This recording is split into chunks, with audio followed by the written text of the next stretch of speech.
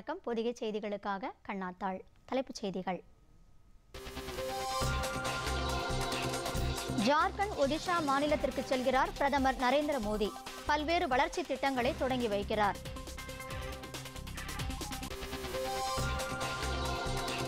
தேசிய குடிமக்கள் பதிவேடு சட்ட மசோதா நிறைவேற்றப்படுவது உறுதி. பிரதமர் நரேந்திர மோடி.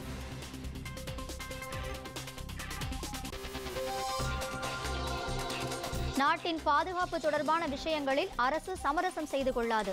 நாடாளுமன்றத்தில் ரஃபேல் ஒப்பந்தம் குறித்து மத்திய அமைச்சர் நிர்மலா சீதாராமன் விளக்கம். தமிழகத்தில் குடும்ப அட்டைதாரர்களுக்கு 1000 ரூபாய் ரொக்கத்துடன் சிறப்பு பொங்கல் பரிசு தொகுப்பு. முதலமைச்சர் எடப்பாடி பழனிசாமி சென்னையில் இன்று தொடங்கி வைக்கிறார். சிட்னி டெஸ்ட் கிரிக்கெட் போட்டி. ஆஸ்திரேலியாவிற்கு எதிராக வலுவான நிலையில் இந்தியா. விரிவான செய்திகள். பிரதமர் நரேந்திர மோடி இன்று ஜார்க்கண்ட் மற்றும் ஒடிஷா மாநிலங்களுக்கு பயணம் மேற்கொள்கிறார். இந்த மாநிலங்களில் பல்வேறு மேம்பாட்டு திட்டங்களை பிரதமர் தொடங்கி வைக்க உள்ளார். ஜார்க்கண்ட் மாநிலத்தில் வடக்கு கோயல் அணை திட்டம் மற்றும் கன்ஹார் குழாய் வேளாண் சாகுபடி திட்டத்தை மறுசீரமைப்பதற்கான அடிக்கல் நாட்டுவதன் அடையாள சின்னத்தை பிரதமர் தொடங்கி வைக்கிறார். பிரதம மந்திரி வீடு வழங்கும் திட்டத்தின் கீழ் சுமார் 25,000 பயனாளிகளுக்கு காணொலி காட்சி மூலம் வீடுகளை அவர் வழங்குகிறார். தொடர்ந்து நடைபெறும் பொதுக்கூட்டத்திலும் பிரதமர் மோடி உரையாற்ற உள்ளார்.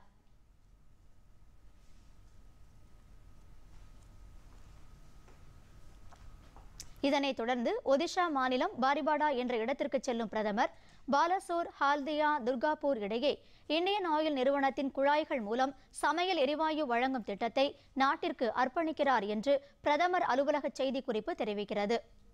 பின்னர் ஹரிபுர்கார் என்ற இடத்தில் பழமை வாய்ந்த கோட்டை கோவிலை பாதுகாத்து மேம்படுத்தும் திட்டப் பணிகள் தொடக்க நிகழ்ச்சியிலும் பிரதமர் பங்கேற்கிறார். மேலும் 4 வழி தேசிய நெடுஞ்சாலை திட்டத்திற்கு அடிக்கல் நாட்டுவதுடன் 6 பாஸ்போர்ட் சேவை அலுவலகங்களையும் பிரதமர் தொடங்கி வைக்க உள்ளார்.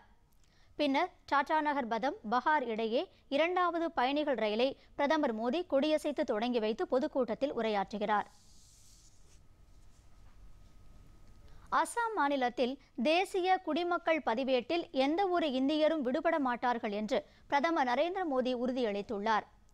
சில்சார் என்ற இடத்தில் நடைபெற்ற பேரணியில் பங்கேற்று பேசிய அவர், தேசிய குடிமக்கள் பதிவேட்டை தயாரிப்பதற்கான நடவடிக்கைகளின் போது பொதுமக்களுக்கு ஏற்படும் இடையூறுகள் என்ன என்பது தமக்கு தெரியும் என்று குறிப்பிட்டார். குடிமக்கள் திருத்தச் சட்டம் விரைவில் நாடாளுமன்றத்தில் நிறைவேறும் என்றும் பிரதமர் நம்பிக்கை தெரிவித்தார். இந்த சட்ட மசோதா பல்வேறு விரிவான விவாதங்களுக்கு பின்னர் அறிமுகப்படுத்தப்பட்டுள்ளதாகவும் அதனை நிறைவேற்றுவதில் அரசு உறுதியுடன் உள்ளது என்றும் பிரதமர் குறிப்பிட்டார். கிழக்கத்திய கொள்கை மற்றும் அந்த மாநிலங்களின் வேகமான வளர்ச்சி என்பதில் தமது அரசு தீவிர கவனம் செலுத்தி வருவதாகவும், வடகிழக்கு மாநிலங்களின் மேம்பாட்டிற்கும் கட்டமைப்பு மேம்பாட்டிற்கும் உறுதி ஏற்பதுடன் அந்த மாநிலங்களின் புனித கலாச்சாரத்தை பாதுகாக்கவும் உறுதி மேற்கொள்ளப்பட்டுள்ளது என்று பிரதமர் குறிப்பிட்டார். नागरिकों की सुरक्षा, अपने नागरिकों का सम्मान और अपने नागरिकों की समृद्धि सर्वोपरि है. முன்னதாக மணிப்பூரில் நேற்று 1400 கோடி ரூபாய் மதிப்பிலான 8 வளர்ச்சி திட்டங்களை நாட்டுக்கு அர்ப்பணித்து வைத்து பேசிய பிரதமர்,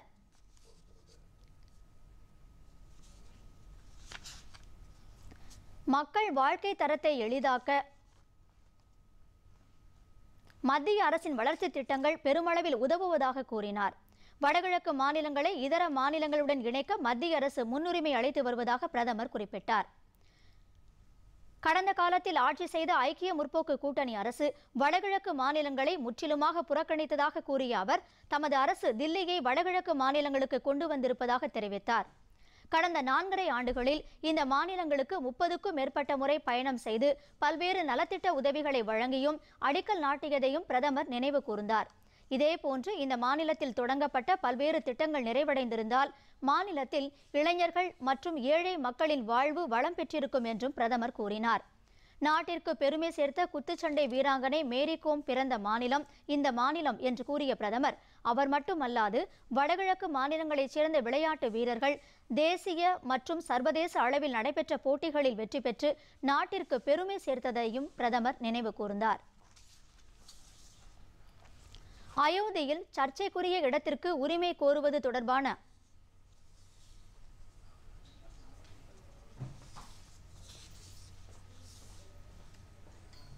போஃபர்ஸ் ஒப்பந்தத்தால் காங்கிரஸ் ஆட்சியை இழந்தது.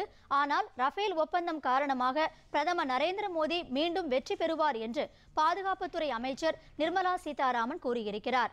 நாடாளுமன்ற மக்களவையில் ரஃபேல் ஒப்பந்தம் தொடர்பாக நடைபெற்ற விவாதத்திற்கு பதிலளித்து பேசிய அவர், இந்த ஒப்பந்தத்தில் எந்தவித முறைகேடும் நடைபெறவில்லை என்று கூறினார். போஃபர்ஸ் ஒப்பந்தம் காங்கிரஸை வீழ்ச்சியடைய வைத்தது. ஆனால் ரஃபேல் ஒப்பந்தம் பிரதமர் மோடியை மீண்டும் ஆட்சிக்கு கொண்டு வரும் என்று குறிப்பிட்டார். நாட்டின் பாதுகாப்பு தொடர்பான விவகாரங்களில் முந்தைய காங்கிரஸ் அரசு அக்கறையுடன் செயல்படவில்லை என்றும் அவர் குற்றம் சாட்டினார். தேசிய பாதுகாப்பில் பிஜேபி அரசு சமரசம் செய்து கொள்ளாது என்று கூறிய அமைச்சர், காங்கிரஸ் அரசு ரஃபேல் விவகாரத்தில் தடையாகவே இருந்து வந்துள்ளது என்றார். நாட்டின் பாதுகாப்பிற்காகவே ரஃபேல் விமானங்களை வாங்க முடிவு செய்யப்பட்டதாக அவர் தெரிவித்தார். செப்டம்பர் மாதம் ரஃபேல் விமான உற்பத்தி தொடங்கும் என்றும் அடுத்த 3 ஆண்டுகளுக்குள் 36 விமானங்களும் வாங்கப்படும் என்றும் அவர் குறிப்பிட்டார். We have given for HAL. Today, you are now severely under the heat because Christian Michael has come into India. He is going to speak a lot on Augusta Westland. Yes? What was Augusta Westland giving you? Helicopters, no? Why couldn't you give that helicopter order to HAL? Why did you go to Augusta Westland? Because HAL won't give you anything.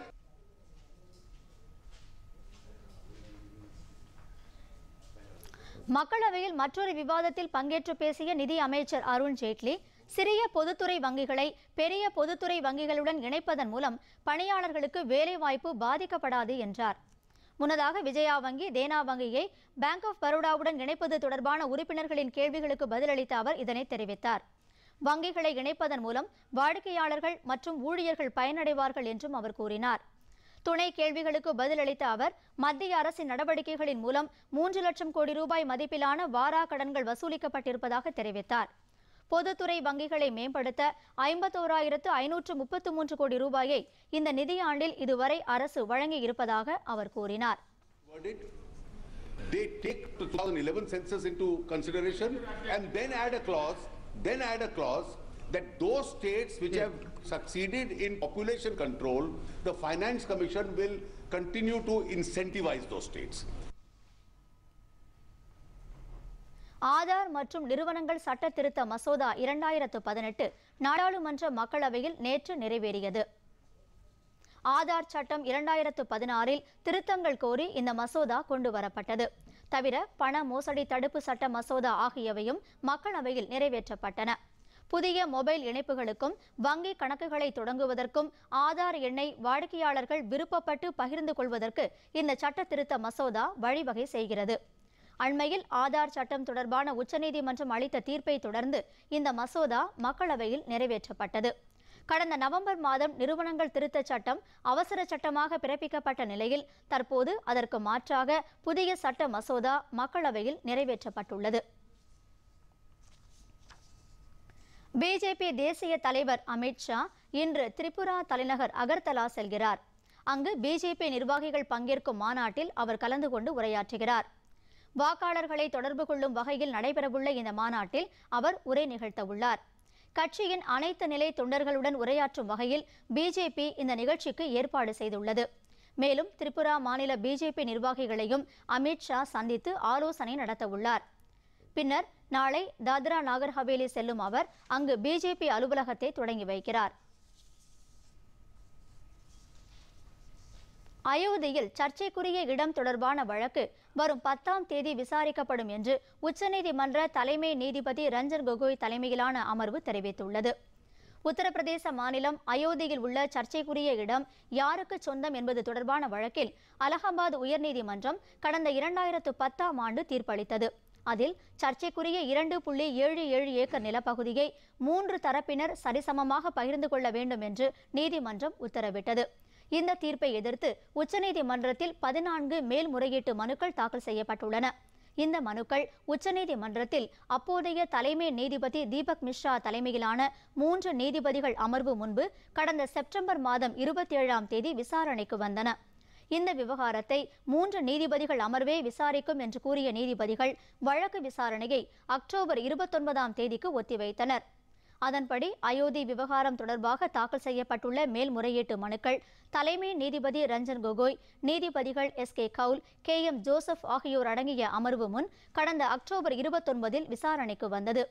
அப்போது இந்த மனுக்களை புதிதாக அமைக்கப்படும் நீதிபதிகளை கொண்ட அமர்வு வரும் ஜனவரி மாதம் விசாரிக்கும் என்று நீதிபதிகள் தெரிவித்திருந்தனர். அதன்படி இந்த வழக்கு தலைமை நீதிபதி ரஞ்சன் கோகோய் தலைமையிலான அமர்வு முன் விசாரணைக்கு வந்தபோது அயோத்தி வழக்கு ஜனவரி 10ஆம் தேதி விசாரிக்கப்படும் என்று நீதிபதிகள் அமர்வு தெரிவித்தது. 10ஆம் தேதிக்கு முன்னர் பொருத்தமான அமர்வு அமைக்கப்படும் என தலைமை நீதிபதி கூறினார். முன்னதாக இந்த விவகாரத்தை அவசர வழக்காக கருதி விசாரிக்க வேண்டும் என்ற கோரிக்கையை உச்சநீதிமன்றம் நிராகரித்தது குறிப்பிடத்தக்கது. லோக்பால் தேர்வுக்குழு தொடர்பாக கடந்த 2018ஆம் ஆண்டு செப்டம்பர் மாதம் முதல் எடுக்கப்பட்ட நடவடிக்கைகள் குறித்து விளக்கம் அளிக்க வேண்டும் என்று மத்திய அரசுக்கு உச்சநீதிமன்றம் உத்தரவிட்டுள்ளது. இது தொடர்பான வழக்கு தலைமை நீதிபதி ரஞ்சன் கோகோய், நீதிபதி எஸ்.கே. கவுல் ஆகியோர் அடங்கிய அமர்வு முன்பு விசாரணைக்கு வந்தது.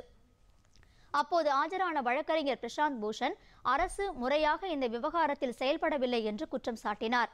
அரசு தரப்பில் ஆஜரான அட்டர்னி ஜெனரல் வேணுகோபால் செப்டம்பர் மாதத்திற்கு பிறகு தேர்வு குழுவை அமைக்க உரிய நடவடிக்கைகள் மேற்கொள்ளப்பட்டதாக தெரிவித்தார்.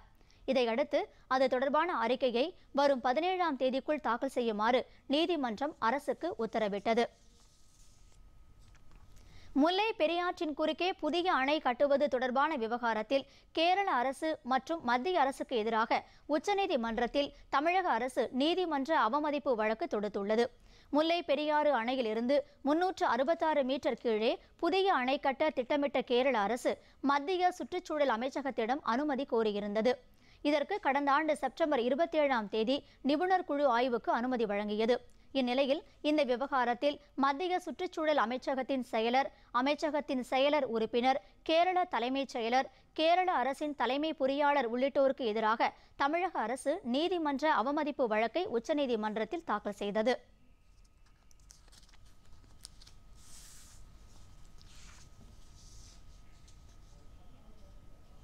அதில் 2014ஆம் ஆண்டில் உச்சநீதிமன்றம் பிறப்பித்த தீர்ப்பை அவமதிக்கும் வகையில் இந்த அனுமதி அளிக்கப்பட்டுள்ளதாக கூறப்பட்டுள்ளது.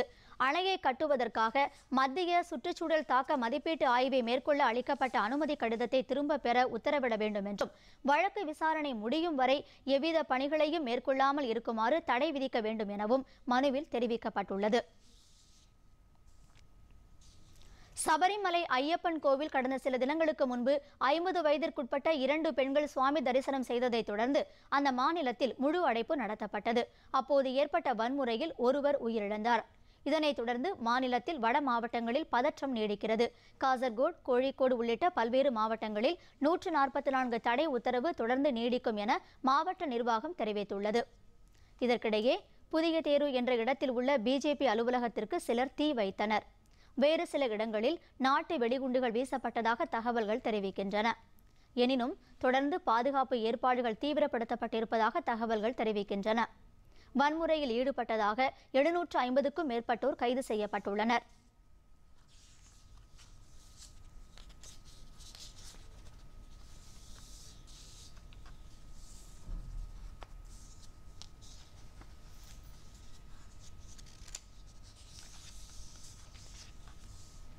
பஞ்சாப் நேஷனல் வங்கி கடன் மோசடி வழக்கில் மெகுல் சோக்சிக்கு சொந்தமான தாய்லாந்து தொழிற்சாலையை முடக்க அமலாக்கத்துறை நடவடிக்கை எடுத்துள்ளது.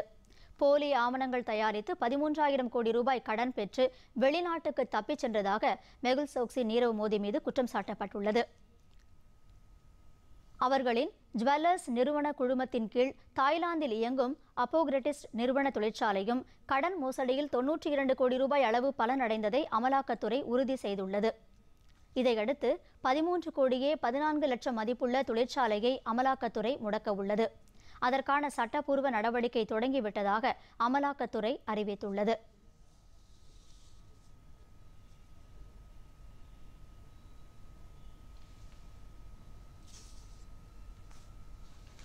சிரியாவிலிருந்து அமெரிக்க படைகளை திரும்ப பெறுவதற்கு எந்தவித காலக்கெடுவும் விதிக்கப்படவில்லை என்று அமெரிக்கா தெரிவித்துள்ளது. அமெரிக்க வெளியுறவுத்துறை அதிகாரி ஒருவர் கூறுகையில், IS தீவிரவாதிகளுக்கு எதிரான போர் முழுமையாக முடிவுக்கு வரும் வரை அமெரிக்க படைகள் சிரியாவில் நீடிக்கலாம் என்று அறிவுறுத்தப்பட்டிருப்பதாக கூறினார். சிரியாவில் IS தீவிரவாதிகளுக்கு எதிராக அமெரிக்க கூட்டுப்படைகள் தாக்குதலில் ஈடுபட்டு வந்தன. கடந்த சில தினங்களுக்கு முன்பு அமெரிக்க அதிபர் ட்ரம்ப் அமெரிக்க படைகள் திரும்ப பெறப்படும் என்று அறிவித்தார். இந்த அறிவிப்பு தீவிரவாதிகளுக்கு எதிரான நடவடிக்கைகளில் ஈடுபட்டிருந்த நாடுகளை அதிர்ச்சியில் ஆழ்த்தின. இந்த சிரியாவில் இருந்து படைகள் திரும்ப பெறுவதற்கு காலக்கெடு கிடையாது என அமெரிக்கா தெரிவித்திருப்பது குறிப்பிடத்தக்கது.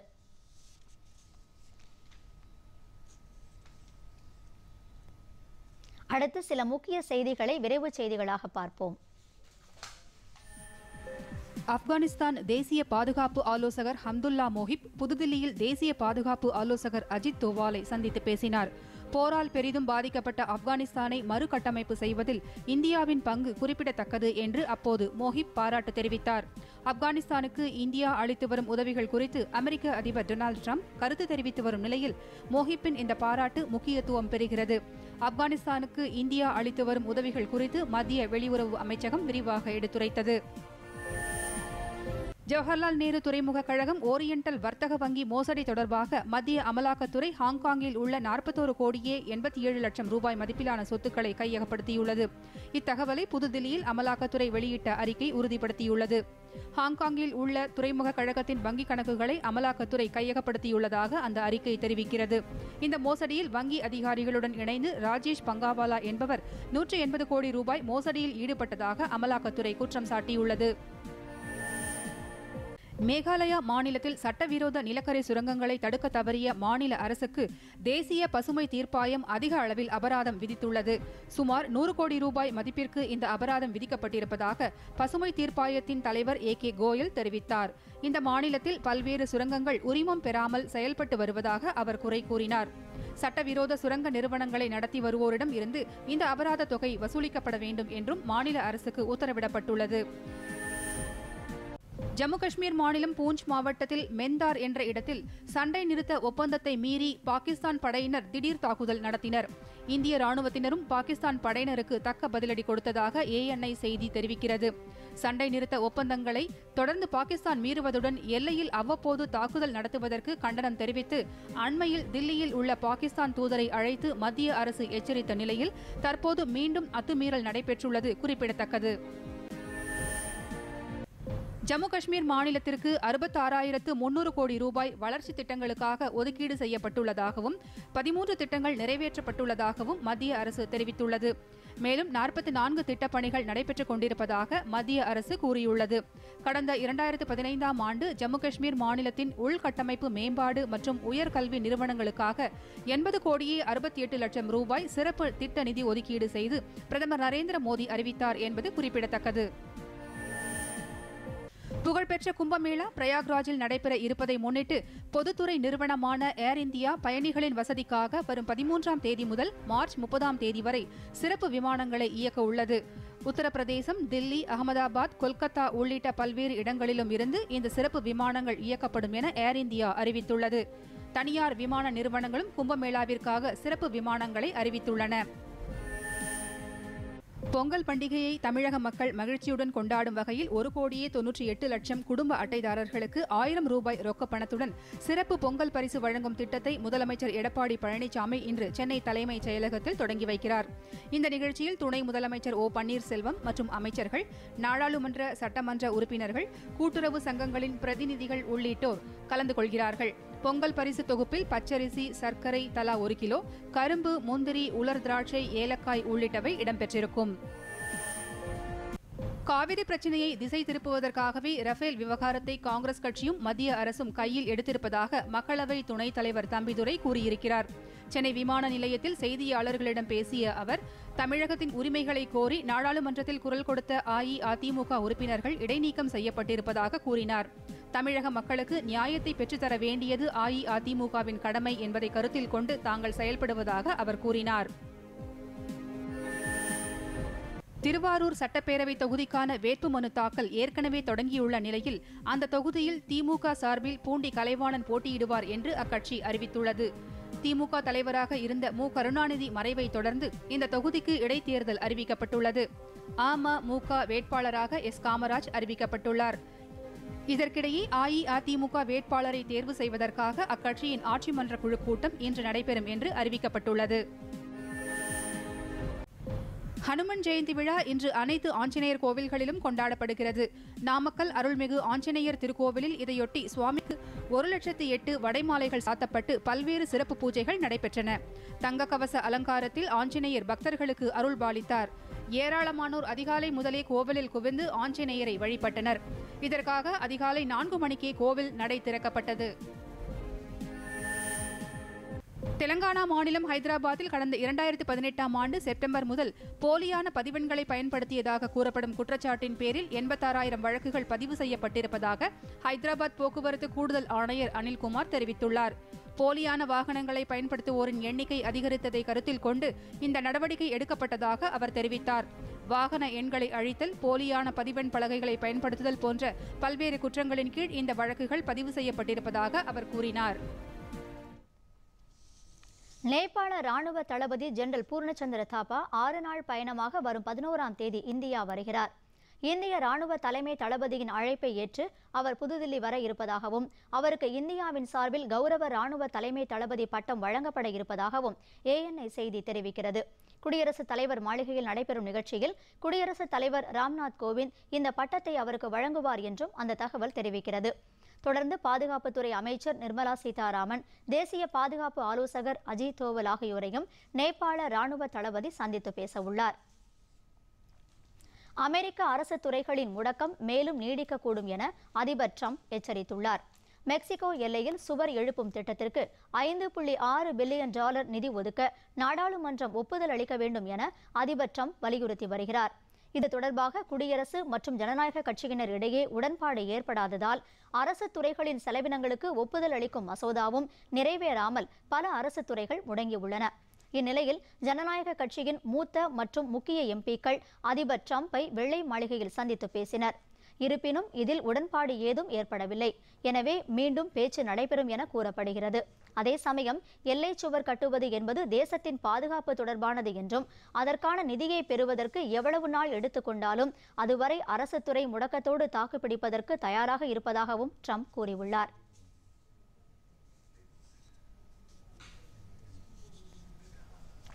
துருக்கி பத்திரிகையாளர் ஜமால் கஷோகி படுகொலை வழக்கில் சந்தேகத்தின் பேரில் 11 பேர் மீது வழக்கு விசாரணை தொடங்கப்பட்டுள்ளதாக சவுதி அரேபியா ஊடகம் தெரிவித்துள்ளது.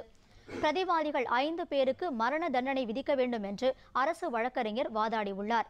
துருக்கி தலைநகர் இஸ்தான்புல்லில் உள்ள சவுதி அரேபிய தூதரகத்திற்கு சென்ற பத்திரிகையாளர் ஜமால் கஷோகி படுகொலை செய்யப்பட்டார். இவர் சவுதி அரேபியா அரச குடும்பம் தொடர்பாக அமெரிக்க ஊடகங்களில் சிறப்பு செய்திகளையும் கட்டுரைகளையும் எழுதி வந்தார். இதனால் கோபமடைந்த அரச குடும்பத்தைச் சேர்ந்த சிலர் கஷோகியை படுகொலை செய்ததாக குற்றச்சாட்டுகள் எழுந்தன. ஆனால் இதை சவுதி அரேபியா அரசு மறுத்துவிட்டது. பிரபல கார் உற்பத்தி நிறுவனமான ஃபோர்டு நிறுவனம் உலகம் முழுவதும் சுமார் 9,53,000 வாகனங்களை திரும்ப பெற முடிவு செய்துள்ளது. இந்த வாகனங்களுக்கு பதிலாக டாடா பயணிகள் ஏர்பேக்குடன் கூடிய சாதனங்களை பொருத்த அந்த நிறுவனம் முடிவு செய்துள்ளது. அமெரிக்காவில் மட்டும் சுமார் 7,82,000 வாகனங்கள் திரும்ப பெறப்படும் என்று தெரிய வந்துள்ளது. கடந்த 2010ஆம் ஆண்டு முதல் 2014ஆம் ஆண்டு வரை பல்வேறு மாடல்களில் தயாரிக்கப்பட்ட ஃபோர்டு வாகனங்களில் நவீன உபகரணங்கள் பொருத்த ஏதுவாக இந்த நடவடிக்கையை அந்த நிறுவனம் எடுத்துள்ளது.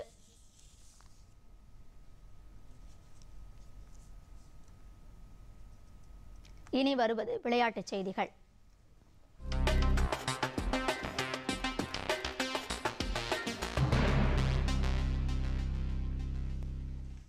ஆஸ்திரேலியாவுக்கு எதிரான 4வது டெஸ்ட் கிரிக்கெட் போட்டியில் இந்திய அணி முதல் இன்னிங்ஸில் 7 விக்கெட் இழப்புக்கு 622 ரன் எடுத்து டிக்ளேர் செய்துள்ளது. இரு அணிகளுக்கும் இடையிலான 4வது டெஸ்ட் கிரிக்கெட் சிட்னியில் தொடங்கி நடைபெற்று வருகிறது.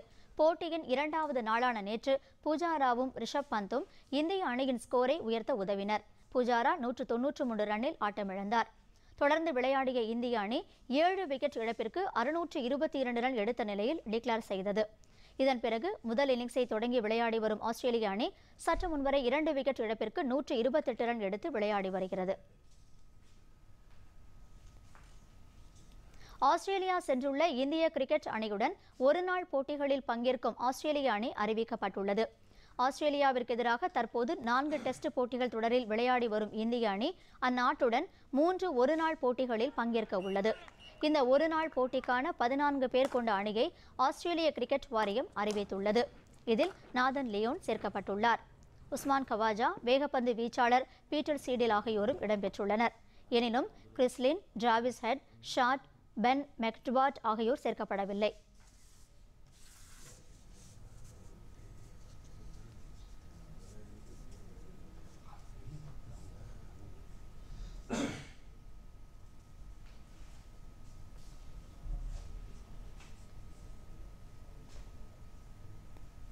அடுத்து வருவது வானிலை.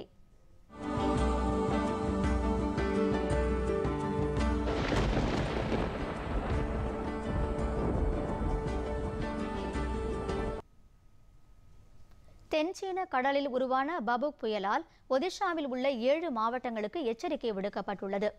தென்சீன கடலில் உருவான பபுக் என்ற புயல் வங்கக்கடல் பகுதிக்குள் நுழைந்துள்ளது.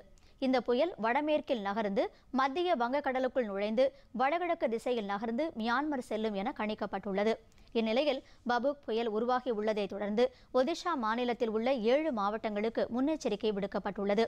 மேலும் அந்தமான் பகுதியிலும் புயலின் பாதிப்பு இருக்கக்கூடும் என்று வானிலை ஆய்வு மைய தகவல்கள் தெரிவிக்கின்றன.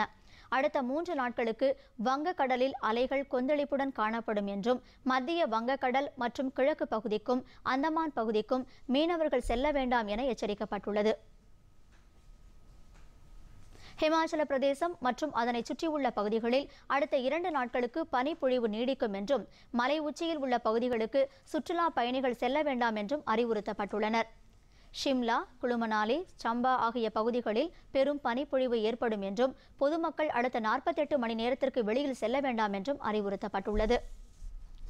அடுத்து உலகின் பல்வேறு பகுதிகளில் நடைபெற்ற சில நிகழ்வுகளின் தொகுப்பை பார்க்கலாம். சீனாவின் வடகிழக்கு மாகாணமான ஹீலாங் ஜியாங் தலைநகர் ஹர்பினில் 8வது சர்வதேச பனிச்சிற்ப போட்டிகள் தொடங்கியுள்ளன. 12 நாடுகளைச் சேர்ந்த 16 குழுக்கள் இந்த போட்டியில் பங்கேற்றுள்ளன.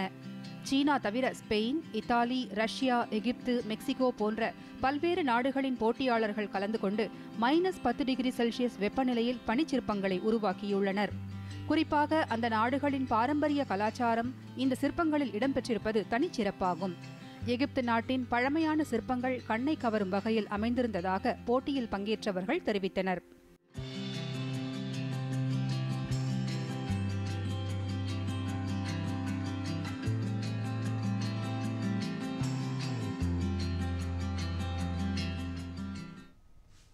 அடுத்து வருவது பத்திரிகை செய்திகள்.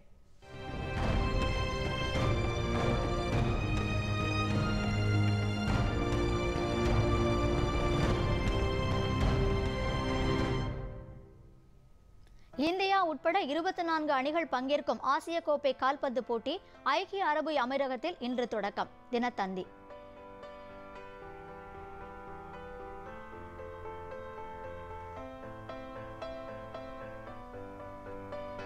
அரசு ஸ்டான்லி மருத்துவமனையில் 6,53,00,000 ரூபாய் செலவில் அதிநவீன ஊடுகதிர் நுண்துளை சிகிச்சை மையம் திறப்பு. படத்துடன் செய்தி தினமணி.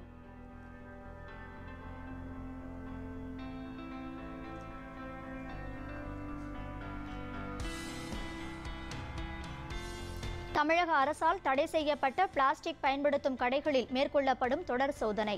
4 நாட்களில் 28 டன் பிளாஸ்டிக் பறிமுதல். தினமலர்.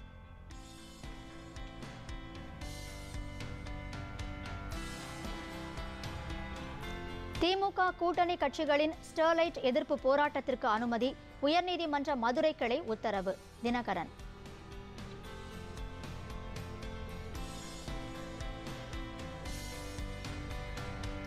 ஜல்லிக்கட்டு மாடுகளை கண்காணிக்க குழு. அரசு பதிலளிக்க உயர்நீதிமன்ற மதுரை கிளை உத்தரவு. தீக்கதிர்.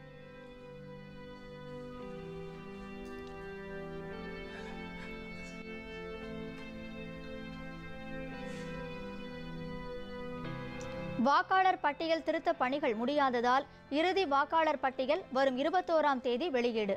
தலைமை தேர்தல் அதிகாரி சத்யபிரதா சாஹூ தகவல். த ஹிந்து தமிழ். மீண்டும் தலைப்புச் செய்திகள்.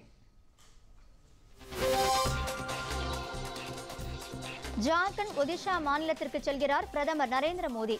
பல்வேறு வளர்ச்சி திட்டங்களை தொடங்கி வைக்கிறார்.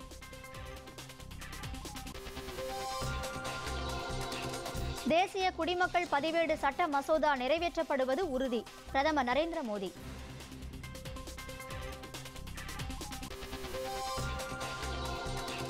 நாட்டின் பாதுகாப்பு தொடர்பான விஷயங்களில் அரசு சமரசம் செய்து கொள்ளாது. நாடாளுமன்றத்தில் ரஃபேல் ஒப்பந்தம் குறித்து மத்திய அமைச்சர் நிர்மலா சீதாராமன் விளக்கம். தமிழகத்தில் குடும்ப அட்டைதாரர்களுக்கு 1000 ரூபாய் ரொக்கத்துடன் சிறப்பு பொங்கல் பரிசு தொகுப்பு முதலமைச்சர் எடப்பாடி பழனிசாமி சென்னையில் இன்று தொடங்கி வைக்கிறார். சிட்னி டெஸ்ட் கிரிக்கெட் போட்டி ஆஸ்திரேலியாவிற்கு எதிராக வலுவான நிலையில் இந்தியா. பொதிகை செய்திகளை யூடியூபில் தமிழ் நியூஸ் தூர்தர்ஷன் என்ற சேனலிலும், ட்விட்டரில் Tamil news Doordarshan @DD News Chennai என்ற பக்கத்திலும் காணலாம்.